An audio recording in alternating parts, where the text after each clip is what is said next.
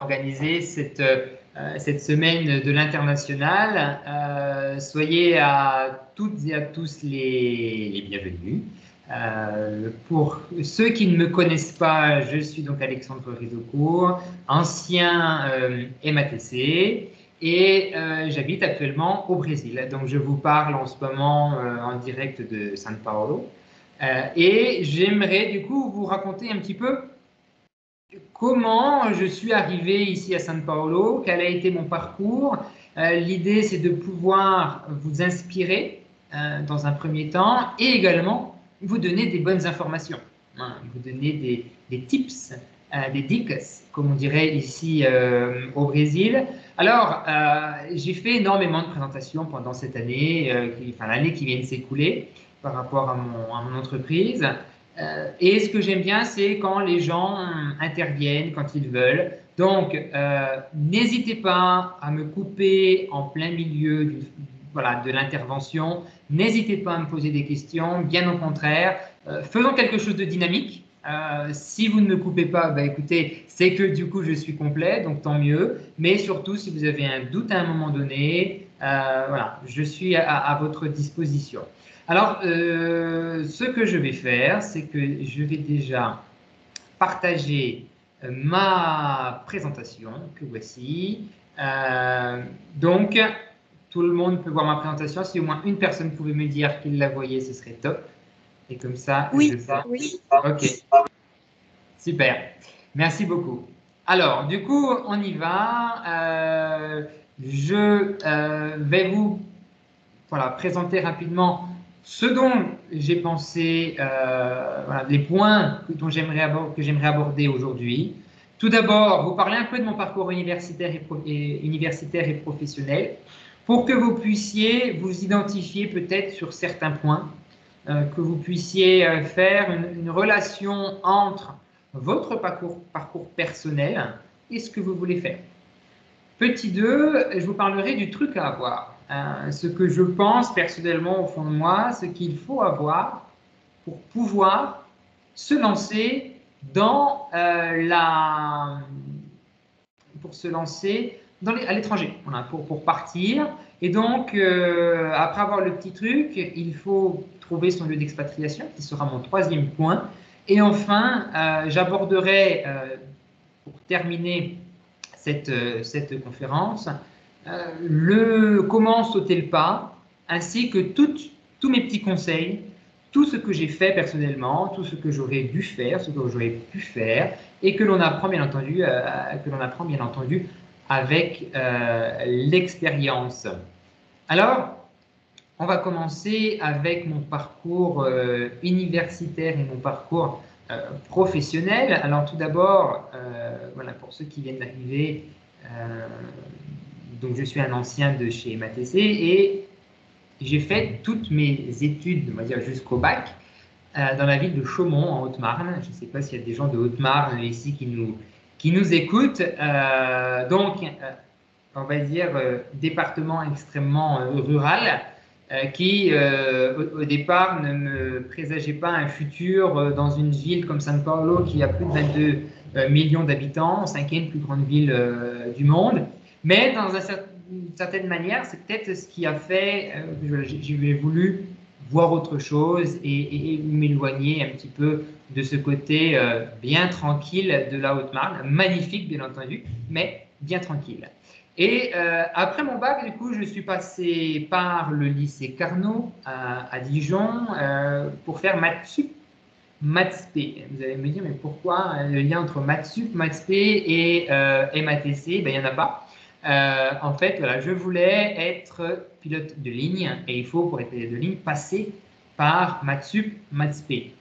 Sauf que, très concrètement, je déteste les maths, je déteste la physique, je déteste la chimie, donc autant vous dire que maths-sup, maths-p, c'était très franchement pas ma tasse de thé et je faisais ça vraiment pour que ce soit une porte d'entrée vers pilote de ligne.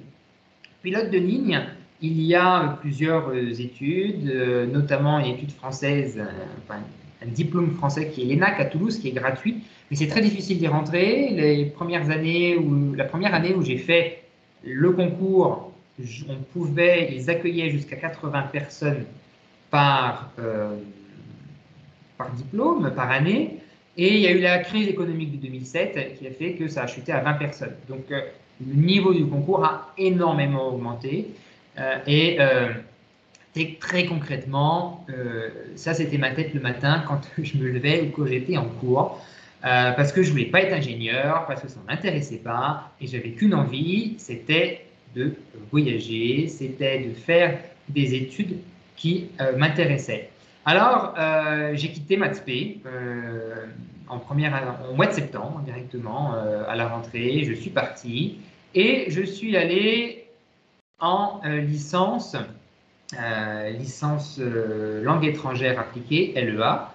J'ai passé 3 ans à la fac, donc de droit et de lettres, et surtout j'ai profité, avant ce malheureux Brexit, d'un an à l'université de Warwick en Angleterre, qui est classée entre les 20 meilleures universités du monde, en fait, de façon régulière. Et donc, c'est là que je me suis réellement plongé dans ma première grande expérience, on va dire, de vivre seul à l'étranger. Après cette année à l'université de Warwick, eh ben, je suis arrivé dans un bâtiment que vous connaissez bien, donc peut-être vous avez envie très fortement de retourner et de ne pas travailler à la maison dans ce moment un peu difficile.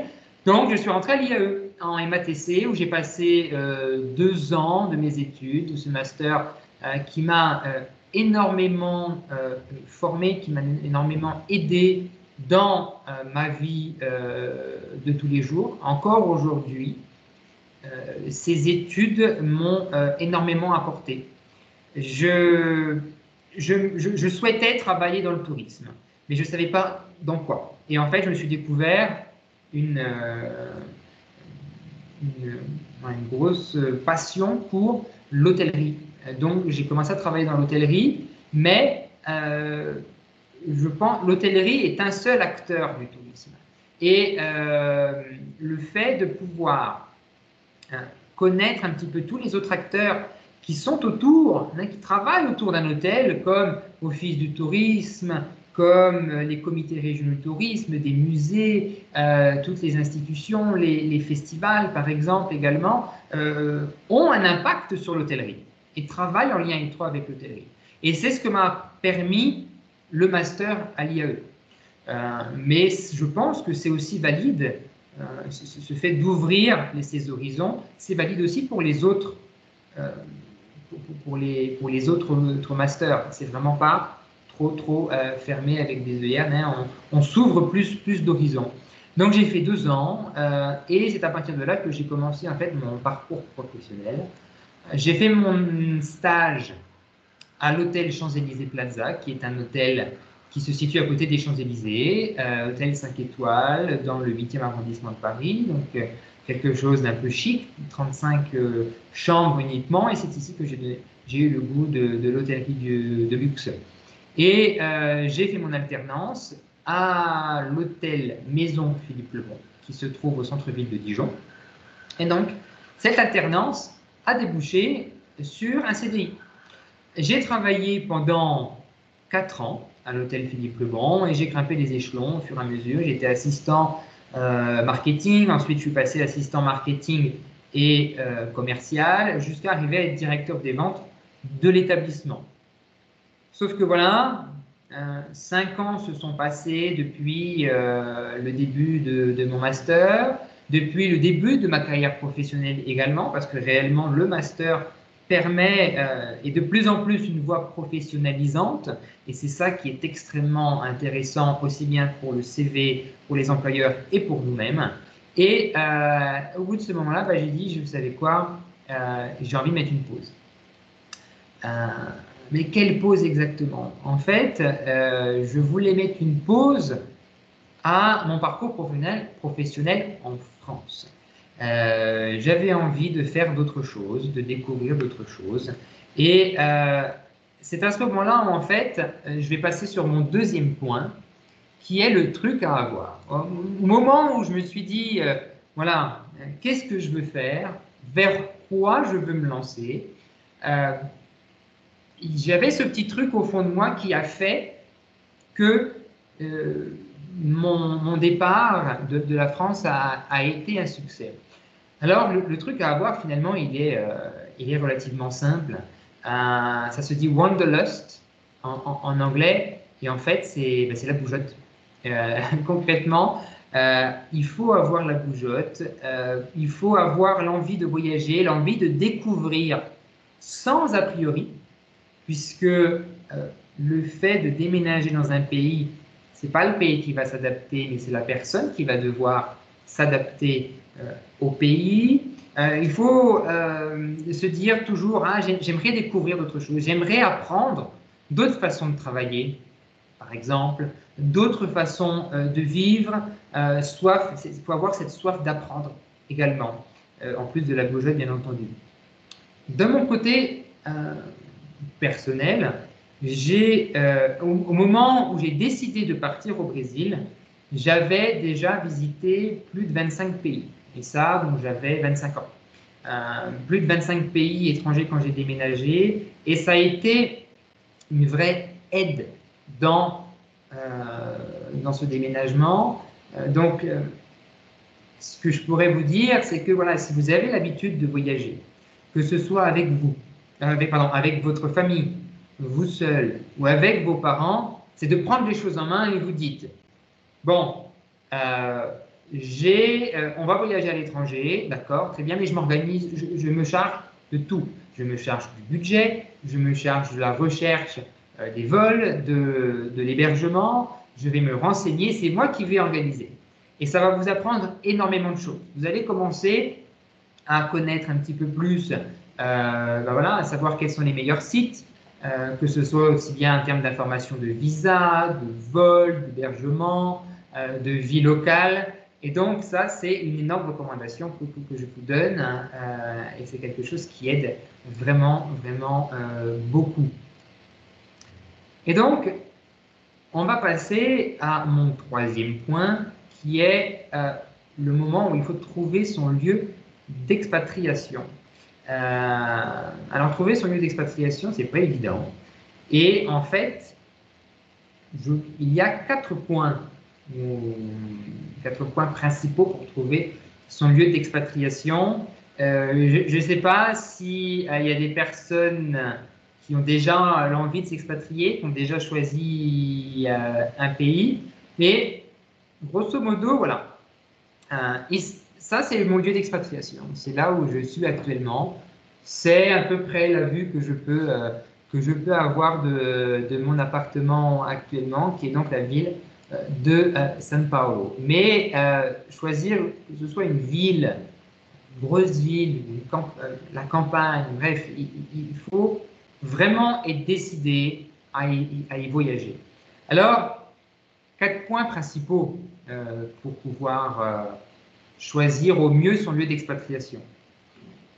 La première raison, qui est en fait, vous allez le découvrir quand vous allez voyager, la première raison pour laquelle on s'expatrie, c'est l'amour. Voilà, concrètement, alors c'est pas forcément l'amour pour le pays, c'est l'amour au sens propre, voilà, trouver son âme sœur dans un pays étranger, et là tout est facile. Voilà. En général, vous vous mariez, vous vous pacsez, vous demandez le visa, et pof, vous pouvez déménager. C'est presque trop facile, d'accord? Moi, mon histoire, elle est un peu compliquée, il y a un peu d'amour, il y a un peu d'expatriation, il y a un peu de tout ça, donc je ne rentre pas forcément dans une case spécifique, mais en tout cas, je peux vous dire que voilà, ça c'est la première, et toutes les personnes, tous les Français que je vois à São Paulo, vraiment leur première raison d'expatriation, c'est d'avoir trouvé leur âme sœur au Brésil. Deuxième option, et qui est notamment valide pour le Brésil, et c'est pour ça que je voulais en parler maintenant, c'est le visa PVT, qui est le visa vacances-travail. Ce visa vacances-travail, il est extrêmement connu pour des pays comme l'Australie, comme la Nouvelle-Zélande notamment, mais encore très peu pour le Brésil parce que le Brésil a mis ça en place avec la France uniquement, ça a commencé au mois de mai ou au mois de juin de 2018. Donc vous voyez, ça a à peine 2 ans et demi, c'est vraiment très récent. Et ce visa, je trouve que c'est un visa exceptionnel. J'aurais aimé en bénéficier en 2016 quand j'ai déménagé à São Paulo, mais ce n'était pas encore en place. C'est un visa qui vous permet de travailler et de voyager en même temps et de découvrir le pays pendant 1 an. C'est un visa qui dure 1 an. Il faut savoir qu'au Brésil, si vous voulez déménager et travailler, il faut que vous trouviez une entreprise au préalable qui puisse vous sponsoriser. Et cette entreprise qui va vous sponsoriser, c'est elle qui va payer l'avocat pour faire le visa et qui va faire toutes les démarches. Autant vous dire que c'est extrêmement compliqué parce que à l'entreprise, ça lui coûte énormément d'argent. En plus de lui coûter énormément d'argent, ça lui coûte, elle a un risque, elle a le risque de vous embaucher et que vous ne soyez pas forcément adapté au poste, ou ça ne vous plaît pas, vous partez, elle va faire un investissement comme ça, jeter de l'argent par les fenêtres, ou alors l'entreprise, ça ne vous plaît pas, voilà, ça ne matche pas, et du coup c'est de l'argent jeté par les fenêtres et du temps de perdu. Donc le visa PVT est une bonne, on va dire un bon tremplin, puisque vous allez pouvoir venir travailler ici sans que les entreprises aient à faire beaucoup de démarches pour pouvoir vous embaucher. Vous êtes considéré comme un Brésilien qui peut travailler de façon légale dans le pays. Et du coup, vous allez pouvoir montrer ce que vous savez faire. Vous allez pouvoir montrer votre savoir-faire. Et ça, c'est extrêmement important de montrer, de par l'expérience elle-même, montrer ce que vous pouvez faire pendant 1 an. Et une fois que l'entreprise vous connaît, une fois que vous vous êtes rendu nécessaire à l'entreprise, finalement, la débouchée sur un CDI et sur un visa de travail permanent est pas presque assurée, mais quasiment. Et puis également, pendant cette année-là, n'oublions pas la première façon et la meilleure façon, la façon la plus facile de déménager dans un pays, qui est de trouver l'amour. Vous avez 1 an, on va dire, pour trouver l'amour. Alors, ça donne une grosse pression quand même, mais pourquoi pas? Ce sont des options, d'accord? Et donc, le visa PVT, très honnêtement, à mon sens, aujourd'hui, c'est l'une des meilleures options pour pouvoir venir travailler au Brésil et connaître le pays. Troisième option, c'est éventuellement l'expatriation via une entreprise. Donc, si vous vous faites embaucher dans une grande entreprise comme par exemple Leroy Merlin, Renault, Decathlon, Carrefour, Sanofi, qui sont des énormes entreprises ici au Brésil, qui ont des sièges à São Paulo ou à Rio par exemple, ce sont des entreprises qui peuvent vous donner des opportunités pour travailler au Brésil.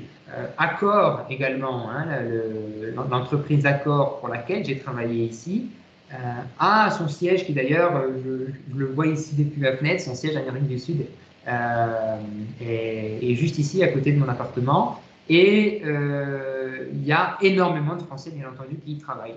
Donc, ça peut être une option de commencer à travailler dans des grosses entreprises comme celle dont je viens de mentionner. J'ai vu que Morgan, par exemple, lui a fait la même chose. Si je Morgan qui habite à Singapour et qui a fait la première intervention aujourd'hui, il est en VIE actuellement pour une grosse entreprise. Donc, les grosses entreprises vont pouvoir vous offrir cette possibilité une fois que vous y travaillez ou à travers une VIE. Alors là, la VIE, on va dire, c'est presque le jackpot puisque les salaires sont quand même relativement élevés. Je sais qu'au Brésil, moi j'avais postulé personnellement pour une VIE, ça n'a pas réussi, je n'ai pas réussi à avoir le poste, mais la VIE me donnait un salaire net de 2500 € par mois. Pour habiter à São Paulo, je peux vous dire que 2500 € net par mois, vous roulez sur l'or. Vous êtes le roi du pétrole. Et la VIE vous donne un statut qui va vous protéger énormément en termes de protection sociale, de protection sanitaire, on va dire, en tout cas pour la sécurité sociale, pour les plans de santé, etc. Donc, ça c'est la troisième option. Travailler dans une grosse entreprise qui va ensuite vous permettre de partir, ou alors vouloir travailler dans une grosse entreprise comme celle-ci, mais à travers d'une VIE.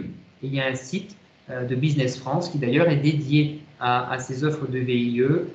Pour MATC, il y a quelques offres, elles sont vraiment très limitées dans notre profil, mais pour tous les autres qui sont les personnes qui sont en finance, en gestion, en RH, alors là par contre il y a vraiment énormément d'offres.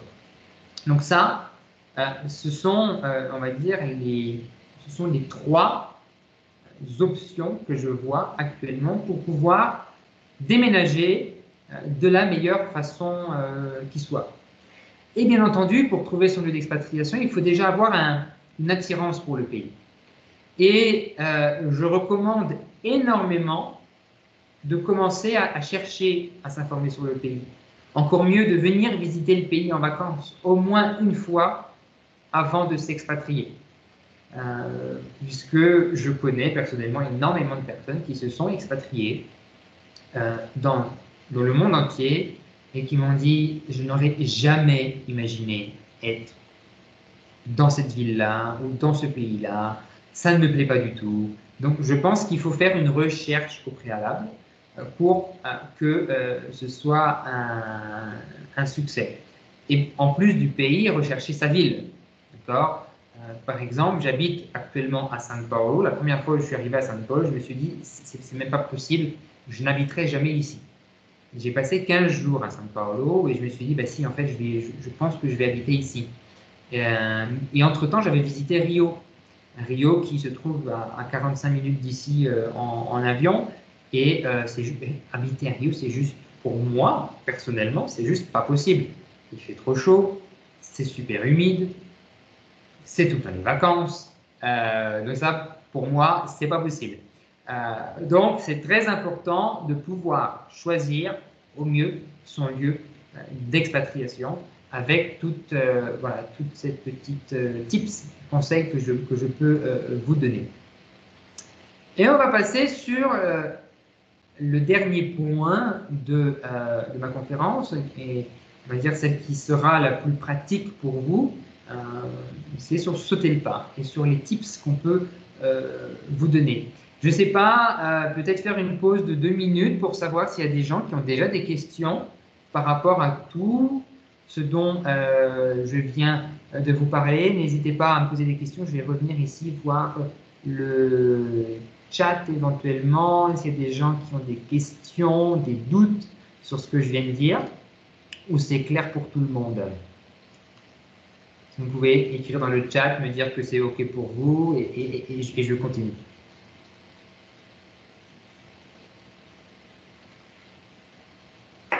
Alors, je vais continuer du coup sur le dernier point. Oui, j'ai un micro qui s'est mis en place, qui s'est ouvert, je ne sais pas qui.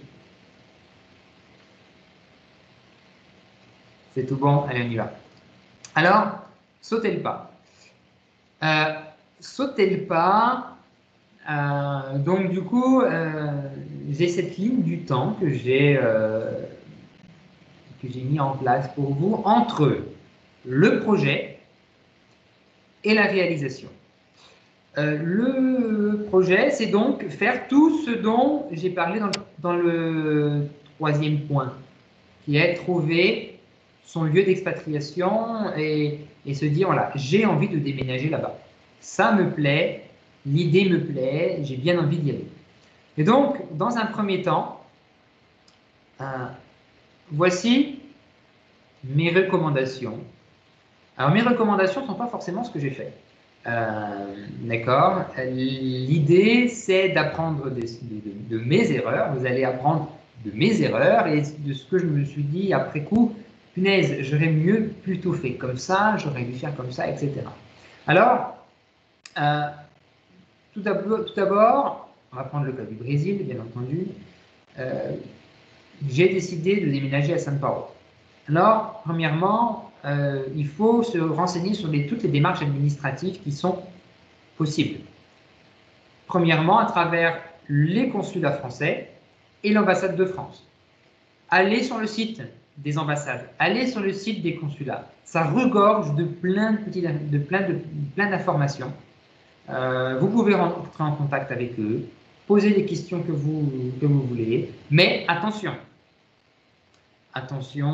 le consulat ou l'ambassade ils ne sont pas spécialisés dans l'expatriation.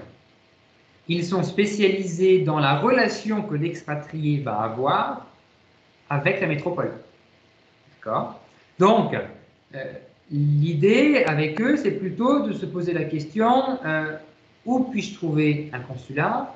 Je vais m'expatrier. Qu'est-ce que vous me recommandez de faire en tant que Français pour aller au Brésil? Est-ce que je dois m'inscrire sur des registres spécifiques pour garder le contact avec la France, pour que la France sache que je suis ici, pour me rapatrier si besoin était, pour les élections, enfin pour plein de petites choses comme ça.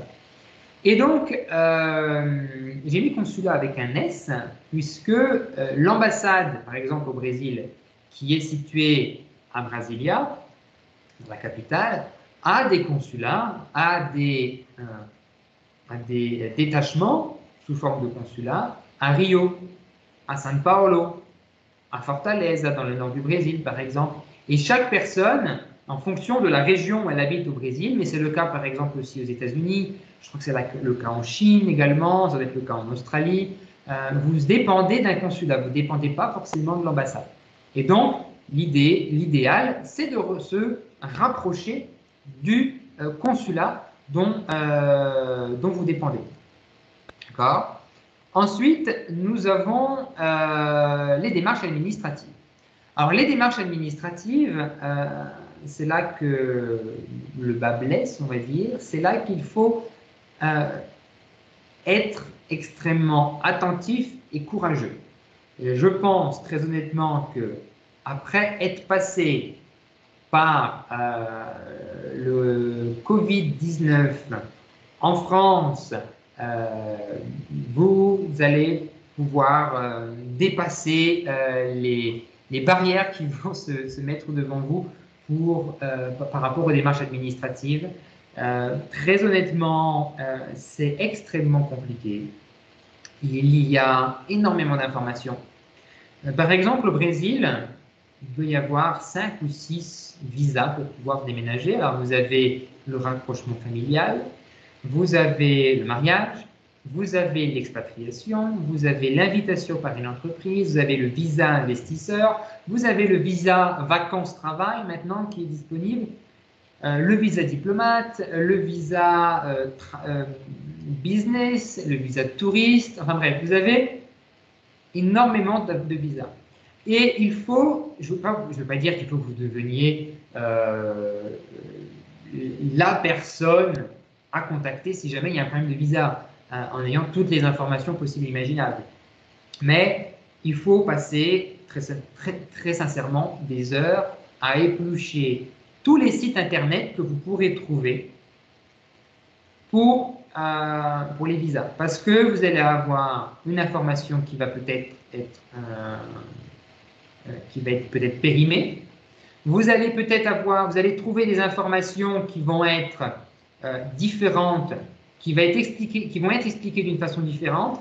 Et c'est comme ça que petit à petit dans votre tête, vous allez pouvoir vous projeter et vous dire, ben voilà, par rapport à mon projet, par rapport à ce que je veux faire, par rapport à mon cursus universitaire et mon cursus professionnel, je pense que c'est cette voie-là qui va fonctionner le mieux. C'est ce visa-là qui va fonctionner le mieux. Et donc, prenez le plus d'informations possible sur tous les sites. Donc, normalement, pour le visa, ce sera sur le site de l'ambassade du Brésil à Paris ou sur le site des relations extérieures, qu'on dit ici, mais du ministère des Affaires étrangères du pays où vous souhaitez aller. Et en parallèle, une chose que je vous recommande, si c'est une langue que vous ne connaissez pas, comme c'était le cas pour moi pour le portugais, c'est de commencer à apprendre la langue. Je ne vous demande pas de parler couramment la langue, surtout si c'est du japonais ou du mandarin. C'est un peu plus compliqué, mais au moins de commencer à vous familiariser avec la langue, de connaître le b.a.-ba et le basique. Et personnellement, ce que je faisais, c'est que le matin, je me levais avant d'aller au travail, avant d'aller travailler à la maison Philippe Lebon, et je mettais la télévision brésilienne à la télévision ou sur l'ordinateur. Je ne la regardais pas. Je formais juste déjà mon oreille à commencer à écouter un petit peu les accents, à me former un petit peu à la façon de parler, etc. Et ça a été essentiel pour moi au moment de déménager. Et bien sûr, entre-temps, je prenais aussi un petit peu de cours de portugais, je lisais, j'avais acheté le A6000, très sincèrement, le A6000, ça doit coûter 50, 60 €, quelque chose comme ça, et ça vaut tout l'or du monde. C'est excellent comme façon d'apprendre de la langue pour pouvoir commencer dans la vie professionnelle ici dans le pays. En tout cas, pour le Brésil, ça m'a été énormément utile. Et donc, vous faites ça en parallèle. Consulat, ambassade, démarche administrative, et vous commencez à apprendre la langue. Une fois que vous avez tout ça, en tête, toutes ces informations en tête, vous pouvez commencer à chercher des gens, des personnes qui habitent dans la ville ou dans le pays où vous voulez aller, via Facebook, Instagram, LinkedIn. C'est peut-être avantageux de prendre un abonnement premium, tout du moins dans le premier mois, enfin, quand vous sentez que vraiment vous allez vous lancer et que ça vaut vraiment le coup, prenez le LinkedIn Premium, il y a un mois gratuit. Donc, calculez bien votre coût pour que le mois gratuit soit dans un moment où vous sentez que vous avez vraiment besoin de faire beaucoup de contacts et de contacter beaucoup de personnes qui vont commencer à vous donner des adresses email. Et après, vous n'aurez plus besoin du premium, comment on dit, j'ai le mot en portugais, je suis désolé, prendre l'offre basique, qui est l'offre gratuite, l'offre d'essai du LinkedIn Premium. Prenez-la au meilleur moment pour vous dans votre projet. Bien entendu, le réseau d'anciens de l'IAE, j'habite au Brésil, il y a des personnes qui habitent à Singapour, par exemple. Fanny, je ne sais pas où tu habites, mais en tout cas, voilà, ça peut être effectivement une source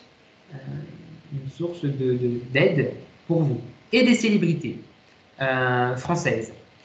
Quand je parle de célébrités françaises, très concrètement, il y a des Français connus dans le monde entier, connus aux États-Unis, connus en Chine, connus au Japon, connus au Brésil, qui en général font succès quand même dans tout ce qui est restaurant, hôtellerie, et on peut contacter sans problème via Instagram par exemple, ou via Facebook. Et ces personnes étant des personnes françaises, il ne faut pas avoir peur. Il faut y aller, il faut avoir il faut pas hésiter, il faut avoir le culot d'y aller et de contacter ces personnes-là parce que je ne vais pas dire qu'en général elles vous répondent, mais moi ça m'est arrivé où j'ai 2-3 personnes, 2-3 célébrités ici qui m'ont répondu. Et je suis très proche maintenant d'un chef qui fait partie du jury de Masterchef ici, enfin, voilà, qui est une des stars, un des chefs stars du Brésil, qui est Emmanuel Bassoleil, qui est né à Auxonne, qui a commencé ses études à Dijon et qui, voilà, et qui a travaillé par exemple avec la famille Trois Gros, donc la fameuse famille de restaurateurs. Et je l'ai contacté, j'ai dit que j'avais fait mes études à Dijon, etc., etc. Et fil en aiguille, il m'a aidé. On s'est rencontrés ici quand je suis venu en vacances. Il m'a pas aidé de façon concrète, mais il m'a aidé psychologiquement. Il m'a donné quelques tips et aujourd'hui, je travaille avec lui. Je travaille avec lui, par exemple. Ça a pris 4 ans, 5 ans, avant, voilà, entre le premier contact que j'ai eu avec lui jusqu'à ce que on arrive à trouver à travailler ensemble finalement. Et je sais que des fois, on pourrait avoir tendance à partir sur les contacts des gens sur LinkedIn, sur Facebook, Instagram, etc., avant de se renseigner auprès des consulats, des ambassades et des démarches administratives. Mais je vous recommande très fortement de faire l'inverse. Pourquoi?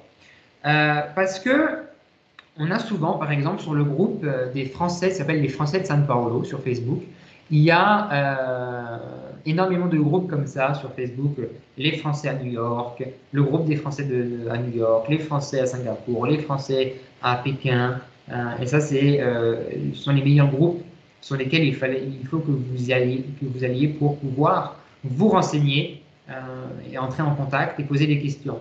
Mais il y a rien de plus, je ne vais pas dire embêtant, parce qu'on est là pour aider, on est là pour s'entraider. Hein, très honnêtement, entre les Français de l'étranger, on s'entraide sans aucun problème. Mais entre quelqu'un qui va vous poser une question sur le groupe des Français de São Paulo, on en a tous les jours. Des personnes qui disent « j'ai envie de déménager au Brésil, comment faire ?» Alors, les réponses, c'est pas compliqué, il y en a peu, il y a peu de gens qui vont lui répondre. Et les réponses, ça va être renseigne-toi avant, reviens une fois que tu as des informations. Et moi, personnellement, je ne réponds pas. J'ai énormément de travail. J'ai ma propre entreprise, je vais vous en parler rapidement d'ici quelques minutes. Mais voilà, vous avez vraiment envie d'aider quelqu'un qui a déjà une idée en tête, qui a déjà fait des démarches et que vous avez envie d'aiguiller. Vous n'avez pas envie de le prendre par la main. C'est quelqu'un quand même qui normalement a aux alentours de 24-25 ans. Ou allez, 23. Vous n'avez pas envie de la prendre par la main en disant, bon, alors, voilà tout ce que tu peux faire, je vais tout exposer, tout comme je suis en train de faire avec vous. Vous voyez, ça va nous prendre 1 heure. Je n'ai pas 1 heure à prendre pour quelqu'un qui au final, je dis, en fait, je ne peux pas t'aider parce que je n'ai pas des contacts, je ne connais pas grand monde dans cette branche-là. Finalement, ton projet, je pense que ça va être difficile par rapport à ce que tu souhaites faire. Donc, pour que vos contacts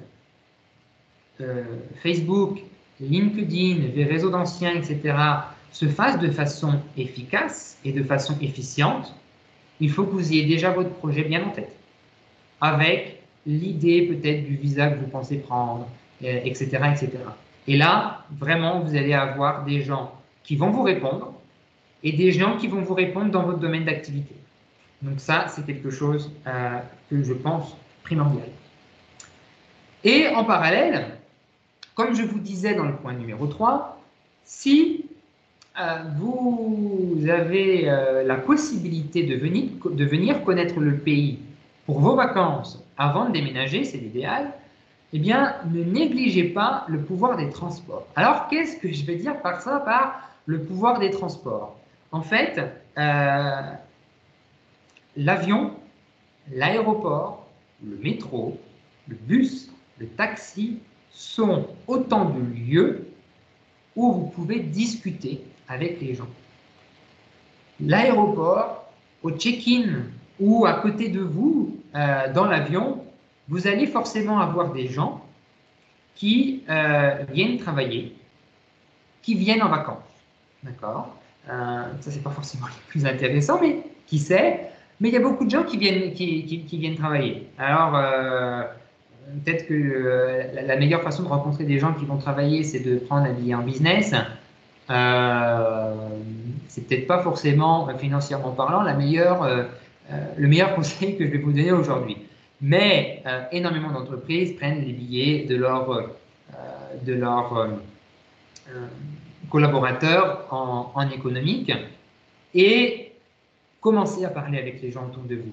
Essayez de trouver un moyen de discuter avec ces personnes-là, puisque vous allez forcément trouver des personnes qui vont avoir des atomes crochus avec vous. Et c'est comme ça que j'ai réussi à déménager et que j'ai réussi à venir travailler au Brésil, chez Accor. J'avais l'envie de toute façon de travailler chez Accor pour pouvoir connaître une grosse boîte, pour connaître une grosse entreprise. Et en fait, donc je suis venu 3 fois au Brésil avant de déménager. Et c'est la deuxième fois où je suis parti au Brésil où j'ai rencontré quelqu'un qui travaillait chez Accor. Et très honnêtement, c'est un peu cocasse comment ça s'est passé. J'étais assis à mon siège. J'avais pris un siège confortable avec de l'espace devant pour moi, etc. Et j'ai des Brésiliens qui viennent me dire oui, voilà, est-ce que vous voyagez seul ou pas? Je dis bah oui, je voyage seul. Ah, je suis séparé de ma famille. Est-ce que ça vous dit, est-ce qu'on peut échanger? Je lui dis est-ce que vous êtes assis? Et là, bien entendu, il me montre un siège entre 2 personnes. Voilà. Donc concrètement, 12 heures d'avion coincé entre 2 personnes, c'était pas ce dont je rêvais. Mais j'ai dit bon, allez, d'accord, j'accepte. La famille avait l'air sympa et puis c'était un vol de jour, donc ça m'allait bien. Et je m'assois à mon siège et à ma droite, j'avais une dame un peu forte et puis qui me dit ah, excusez-moi, ça risque le vol, comme ça en rigolant, une brésilienne me dit ça risque pas d'être forcément très agréable le voyage avec moi à côté. Je dis non, mais attendez, aucun souci, rassurez-vous, on est tous dans le même bateau, bon voyage à vous, etc. Et on a commencé à discuter au moment du déjeuner. Et en fait, c'était l'une des directrices du siège à Accor, ici au Brésil. Et quand je l'ai connue, elle travaillait au marketing. Bon, elle était assistante au marketing, etc. Et puis, chez Accor, les choses peuvent se faire de façon relativement rapide. Et au bout d'un mois, elle est passée assistante RH. Et la directrice RH, elle est partie en congé maternité et elle est devenue directrice RH Amérique du Sud de chez Accor. Donc forcément, ça aide beaucoup, je ne vous le cache pas.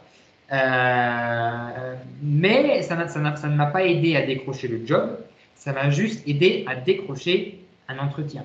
Et après, j'ai eu 6 entretiens et à chaque fois, il y avait du monde, bien entendu, qui était là et j'étais pas le seul, loin de là.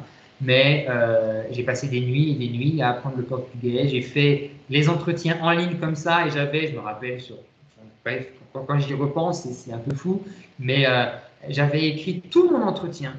J'avais pris 2 jours à écrire tout mon entretien, j'avais tout écrit en portugais, Google Trad, j'avais envoyé à des amis que j'avais découvert au Brésil, etc. Et j'avais toutes les questions possibles et imaginables, elles étaient inscrites sur le mur. Et bien entendu, le directeur de l'hôtel ne le savait pas. Et à chaque fois qu'il me posait des questions, j'essayais de dévier et de repartir sur une question que j'avais écrite. Puis il a dû se dire, finalement, ce gars-là, il parle bien portugais, c'est sympa, hein, et j'ai été embauché. Voilà, j'ai été embauché comme ça. Et donc, c'est comme ça que ça s'est passé, c'est comme ça que ça s'est déclenché. Donc, c'est pour ça que je vous dis, ne jamais négliger le pouvoir des transports et reprendre un argument et un conseil que Morgane a passé dans sa première intervention, c'est de surtout ne pas s'enfermer avec des Français. Je ne vais pas dire de fuir les Français, puisque quand même on est là pour vous aider à venir dans le pays, etc. Donc il y a une certaine entraide, mais vous n'êtes pas obligé de faire toutes vos soirées avec des Français. Sortez et allez voir d'autres personnes. Et donc, grosso modo, une fois que vous avez fait tout ça, je pense que votre projet est bien en place. Et il faut bien prendre son temps, d'accord, pour faire tout ça, se donner la liberté de changer d'avis, mais surtout en ayant fait tout ce que vous avez fait, si au bout du compte, vous rendez compte qu'en fait, ça va être compliqué de partir dans ce pays-là, partez dans un autre pays. Et ne prenez pas ça comme une défaite. Donnez-vous la liberté de changer d'avis. Parce que en ayant fait toute cette démarche-là, vous n'allez avoir aucun regret.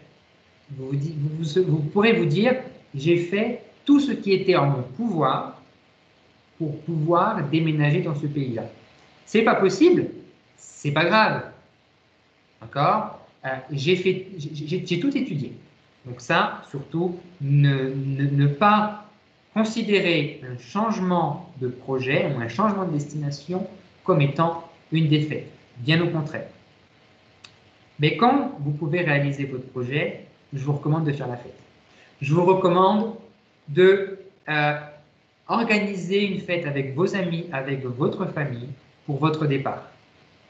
Ça va, d'une part, vous engager de façon personnelle et professionnelle à faire de votre déménagement, de votre projet un succès, parce que vous serez face à toutes les personnes que vous aimez. Et face à cette personne-là, en déménageant et en faisant cette fête, vous vous engagez de façon définitive à dire voilà ma voie vers le succès, voilà ce que je veux faire dans ma vie. Merci d'être là. Et le fait que ces personnes soient là, elles vont vous aider. Et vous savez que ces personnes qui sont là, ce sont des personnes qui vont vous supporter moralement. Si vous avez besoin de quelque chose, vous pourrez les contacter. Et c'est un excellent moment pour faire la transition. Je l'ai fait et très honnêtement, je ne le regrette pas. Et ensuite, il faut déménager, tout simplement. Et vous aurez donc réalisé votre projet. Pour ma part, j'ai donc sauté le pas en travaillant à l'hôtel Pullman, ça s'appelle l'hôtel Pullman Villa Olympia, ici à São Paulo, dans le quartier des affaires. Et j'ai mis en place, pendant 1 an et demi, j'ai mis en place le service VIP et concierge de l'établissement. Et au bout d'1 an et demi, j'en avais marre, très honnêtement.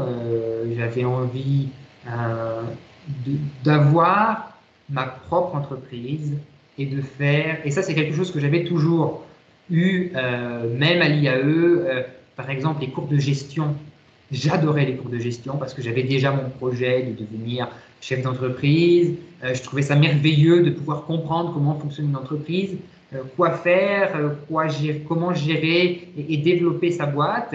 Et honnêtement, c'est extrêmement important pour vous de suivre tous ces bons conseils parce que vous ne savez pas si dans le futur ça pourra vous être utile. Et j'ai créé mon entreprise qui est Version Unique, qui est une entreprise de représentation commerciale touristique. Dont je pourrais développer, je pourrais vous en parler plus si vous souhaitez en connaître cette boîte, soit à travers de quelques interventions que je peux faire avec Mathilde, ou également vous pouvez aller sur notre site internet, c'est www.versionunique.com, ou si vous avez des questions maintenant, bien entendu, je suis à votre disposition. Obrigado.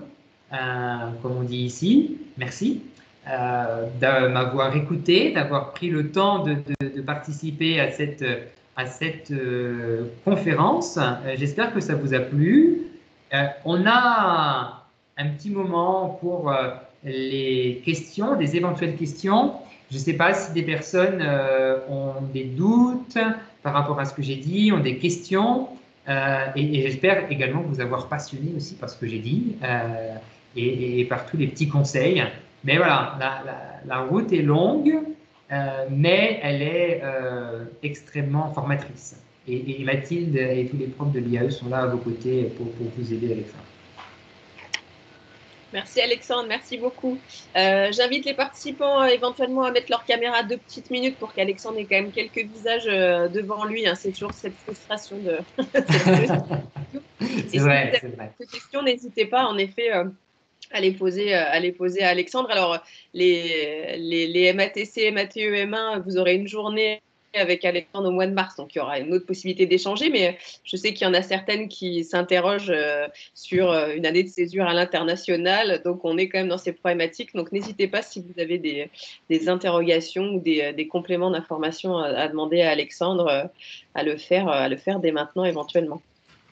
Surtout qu'avec Mathilde, là tu parlais d'année de césure, on a énormément de musées ici, de festivals, on a énormément d'entreprises françaises, comme Accor par exemple, qui, je pense, sont très ouvertes à, par exemple, un visa vacances-travail. Parce que ça ne les engage pas financièrement, ça vous permet de travailler pendant un an. Donc là, l'année de césure, elle est toute vue. Et il y a très, très, très peu de pays qui offrent cette possibilité de visa vacances-travail avec la France. Donc ça peut être voilà, très, très formateur. Et j'ai vu qu'Anaïs avait mis son micro en route. Peut-être qu'elle a une question. Anaïs, bonjour. Oui, bonjour, vous m'entendez? Oui, on vous entend, Anaïs, merci. Alors, j'ai une question parce que donc, mon projet, ce serait de partir au Brésil en année internationale l'année prochaine. D'accord. Et donc, ma question serait, à l'arrivée au Brésil, parce que j'ai déjà fait un échange d'un an au Chili, et à l'arrivée, tout ce qui était papier, d'arrivée, visa, avoir un route, enfin une carte d'identité locale, etc. C'est beaucoup de papier, même à arriver sur le territoire. Est-ce que c'est pareil pour le Brésil Alors, ça va dépendre du type de visa, bien entendu, que tu souhaites faire. Mais oui, c'est pas forcément évident. Il faut aller à la police fédérale, il faut faire plein de papiers pour avoir sa carte d'identité brésilienne, il faut avoir son CPF, qui est Cadastro de Pessoa Física, qui est en fait un numéro des impôts. Qui est une sorte de seconde identité. Et donc, pour avoir ces deux papiers-là, c'est un peu le parcours du combattant. Voilà, très honnêtement. Mais une fois de plus, si tu as déjà ton projet, si tu sais comment tu vas venir, en contactant les Français de São Paulo, par exemple le groupe des Français de São Paulo, ou en me contactant également, on va t'aider sans aucun problème. Après, parcours du combattant, je dis parcours du combattant oui et non, hein, très honnêtement, quand on fait des papiers en France, c'est pas forcément plus facile. Il y a peut-être moins de choses qui sont dématérialisées au Brésil qu'en France, mais ça se fait bien. Hein, ça se fait bien. Et là, ton projet, tu sais comment tu souhaites venir, si tu as déjà une idée, quel type de visa, ou où tu souhaites travailler, comment tu travailles? Alors, ça serait non pas pour travailler, mais pour faire un semestre à l'Universidade Ribeirão Preto. Enfin, ok. Voilà, donc un semestre et ensuite effectuer un stage de 6 mois environ au Brésil. Et du coup, alors, niveau visa, la question, bon, il faudrait déjà que je sois acceptée, etc. Mais niveau visa, la question se poserait si c'est un visa étudiant ou un autre visa, vu que mon année serait divisée entre un semestre d'études et un semestre de stage. Bien sûr. Alors, ça, c'est un partenariat que l'IAE a avec l'Université de Gambetta. Okay. Oui, c'est ça. Alors, ça devrait être relativement simple, très honnêtement. Ce sera un visa étudiant, d'accord? Et avec un visa étudiant, on peut faire un stage pendant ses études. En général, comment ça se passe ici au Brésil? On a trois types. On a les études à l'université, soit on a les cours le matin, en général de 7h30 jusqu'à midi, ou l'après-midi de 13h à 18h, ou le soir de 19h jusqu'à 23h. Donc, en fonction de ce que tu choisis, d'accord, le reste du temps, il est libre. D'accord? Et donc, en général, ici au Brésil, on fait le stage en même temps que les cours. Donc, si par exemple, tu travailles le matin, Parce que pour faire un stage, si je ne m'abuse, tu travailles que 30 heures par semaine. Personnellement, je l'ai fait. Hein. C'est comme ça que je suis arrivé aussi au Brésil. Et donc, tu travailles 30 heures par semaine, que l'après-midi ou que le matin. C'est pas cher payé. Donc, il faut voir après avec les aides en France, avec l'IAE, ce que tu peux avoir. Mais effectivement, voir par rapport à ça, le stage, je ne sais pas si c'est possible de faire un semestre entièrement de cours et après un semestre entièrement de stage. Je pense que c'est plus viable au Brésil, en tout cas ça marche mieux comme ça, de faire une année de cours où tu fais en fait 4 heures de cours par jour et le stage le reste du temps l'après-midi. En général, ça marche comme ça. Ribeirão Preto, c'est à 5 heures de voiture d'ici. C'est dans les montagnes, c'est dans l'intérieur des terres, c'est magnifique. En tout cas, moi, je préfère ça à la plage. Il y a un accent qui est un peu différent, que j'aime bien. Et c'est là où on fait de la bonne bière. Voilà. C'est une référence au niveau de la bière. Pourquoi? Parce qu'il fait 40 degrés tous les jours. Enfin voilà, et prépare-toi à avoir chaud à Ribeirão Preto. Mais tu passeras pas forcément par São Paulo. Là-bas, je connais une agence de voyage qui a son siège à Ribeirão Preto. Donc, je ne sais pas dans quoi tu veux faire ton stage, mais peut-être, j'ai voyagé et je connais la directrice, la propriétaire de l'agence de voyage est une amie personnelle. Donc, peut-être que ça peut être une idée de stage pour toi. Je peux te mettre en contact, en tout cas, ça peut être une idée. Alors, ce que je propose, c'est que je vous mettrai en relation tous les deux. Voilà, je vois qu'Olivia s'est connectée, donc on va éviter de grignoter sur le temps d'Olivia. Bonjour. Anaïs, oui, ce qu'on peut faire, c'est vous mettre en contact avec Alexandre pour échanger les informations. Et puis, j'en profite pour tous ceux qui sont connectés, pour tout ce qui est les questions techniques et administratives au niveau de vos mobilités, pour savoir si vous voulez justement faire un parcours totalement universitaire ou alors faire un stage, comment ça se passe. Il ne faut pas hésiter à revenir vers moi et vers Monsieur Wegman, et on organise ce 18 janvier une réunion d'information pour faire un point sur toutes les procédures et pour répondre un peu à vos questions. Voilà, donc si vous avez des questions d'ordre administratif à ce niveau-là, vous pouvez venir vers nous. Donc merci beaucoup Alexandre pour cette intervention très complète et très merci passionnée. On sent que vous aimez ce que vous faites et l'endroit où vous êtes, et c'est très agréable. Merci encore Alexandre. Avec plaisir. Et s'il y en a pour d'autres questions, j'ai beaucoup parlé avec Anaïs, mais en tout cas, vous avez tous mon mail maintenant, donc n'hésitez pas à me contacter par email ou par WhatsApp. Voilà. On n'a même pas besoin de bouger, c'est super. Olivia nous a rejoint, donc on va pouvoir directement lui passer la main. Merci, au revoir. Merci beaucoup Alexandre. Merci. Et du Brésil, du coup, nous allons passer au Luxembourg, si je ne dis pas de bêtises. Ah, vous avez coupé votre micro, Olivia.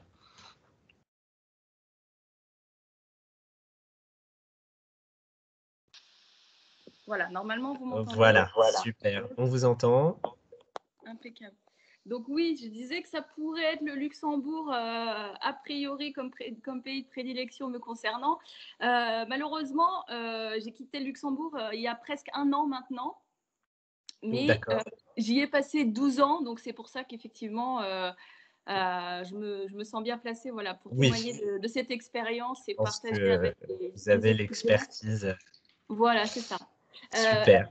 Alors, donc bon, j'ai fait une présentation, enfin, je fais une petite présentation à l'ancienne, on va dire, mais le but c'est de témoigner, donc on va y aller de manière assez simple.